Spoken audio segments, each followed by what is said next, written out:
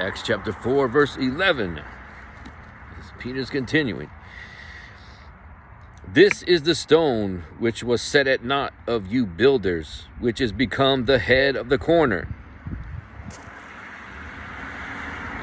He's still, because they ask him by what name, so now he's explaining what name, and he's explaining Jesus. Because he's saying he's the stone that set at naught of you builders.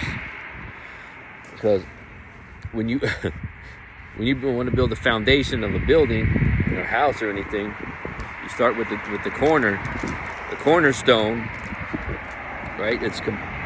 It's completely square, you know. So you set it down and you start from that. If that stone is completely square, right, perfect angles, then when you start the building upon that corner, everything will line up straight. So when they start the project, the building project, they got to get that first cornerstone. And so, if it's not exactly right, then it's rejected.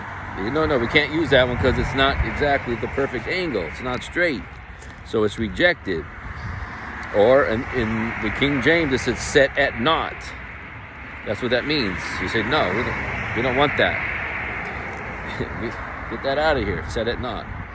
So that's what he's saying. This is the stone which was set at naught of you builders. He's the rock of the foundation, Jesus. He's the cornerstone. So he's saying he's the guy that's the foundation, but you didn't want that cornerstone to be the foundation. You wanted your own cornerstone that's imperfect. He's the perfect cornerstone, but you guys rejected him. Because he's become the head of the corner, which that's the headstone. That's the head cornerstone when you build in a foundation. And then verse 12.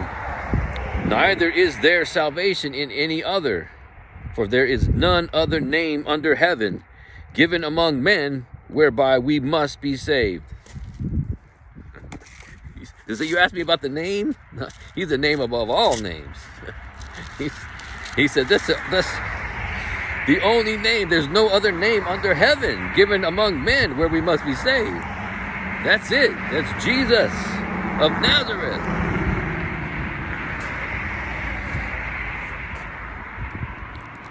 And then verse 13. Now when they saw the boldness of Peter and John and perceived that they were unlearned and ignorant men, like me, they marveled, and they took knowledge of them that they had been with Jesus. Oh, there's something peculiar about these guys. They must have been with Jesus. All right. Because Jesus, what he went, most of his disciples were like fishermen, just regular guys.